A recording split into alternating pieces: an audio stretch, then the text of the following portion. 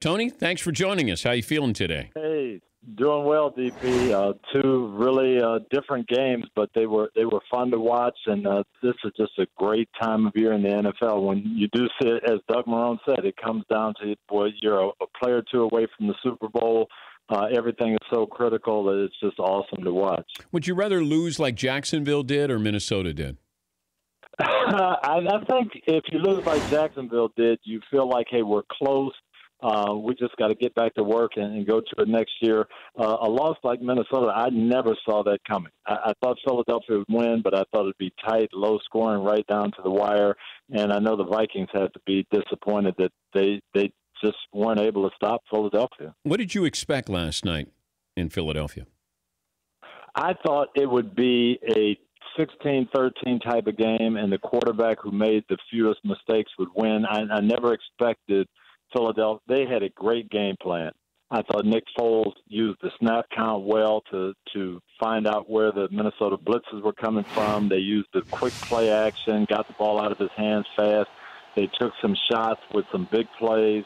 They offensively, they had a very, very good plan. I did not see them putting up 20-plus points on the Vikings. Have a great defense, and they shredded them. Yeah, and then you start to look at that Philadelphia offensively and defensively. Those two lines, I would think we would be in agreement, are better than the Patriots' offensive and defensive lines. Would you say that's they are? Yes, and that's what I couldn't understand. Everybody kind of hit the panic button when Nick Foles went, the Eagles have no chance. Well, they've got a good football team. They've got four backs who can all do some things. They can run the ball. They protect the passer well. They roll 8 or 9 defensive linemen in there. They get after the passer. They're difficult to run against. They're playing with a sense of community.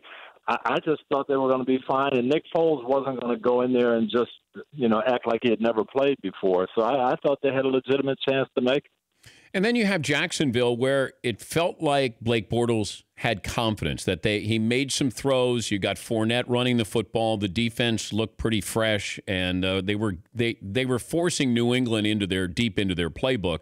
But you know what this feeling is like when the Patriots know that they're going to win.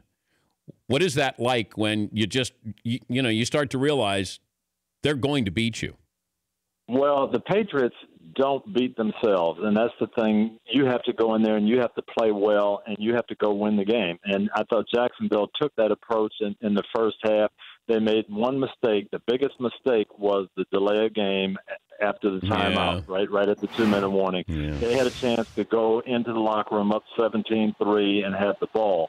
Well, they made that mistake, and the game got tight again. Once the game was close and a one-score game, I thought Jacksonville in the second half, just running the ball on first down constantly into that loaded defensive front, that had been what they'd done. They'd run Fournette.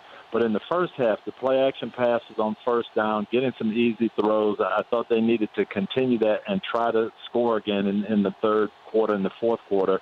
And they thought their defense could hold on, but you are only going to contain Brady for so long.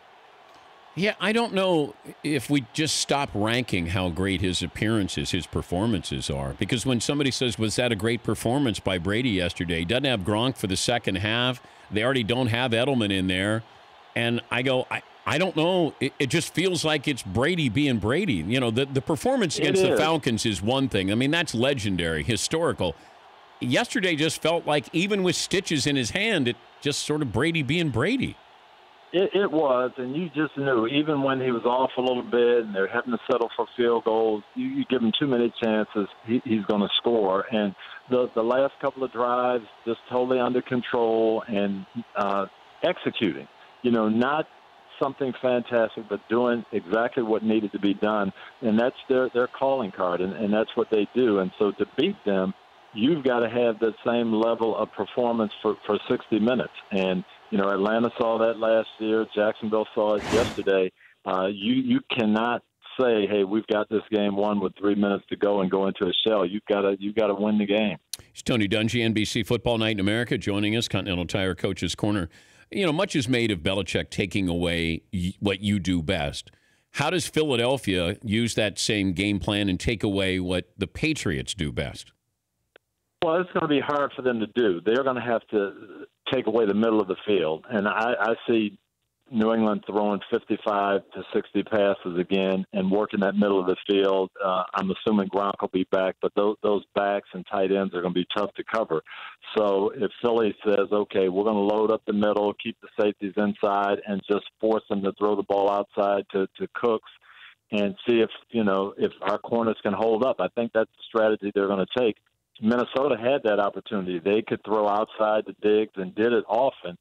They just couldn't do it consistently enough. And can that pass rush of Philadelphia affect some of those outside throws? That, to me, is going to be what determines the game. On the other side of the coin, Belichick is going to come up with a defensive philosophy, he and Matt Patricia. How can we handle this quick passing, quick play-action pass game?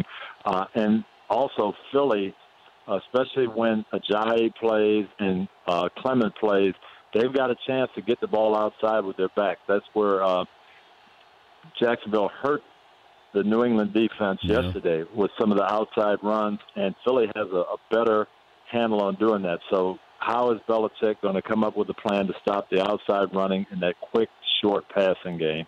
Is Brady playing the quarterbacking position better than anybody has ever played? Well, yes, and I don't think he's playing it as well as he played it 5 years ago. I mean, that's when, and you can see subtle differences, but he's played at a high level for 15, 17 years. That's the amazing part of it. Well, what's different than 5 years ago? He's a little bit not quite as accurate, not quite as precise. But the big throws, when they need it, he's still able to make them. When they were really rolling with Moss and Welker, he was playing at a level that we hadn't seen, and they had more weapons.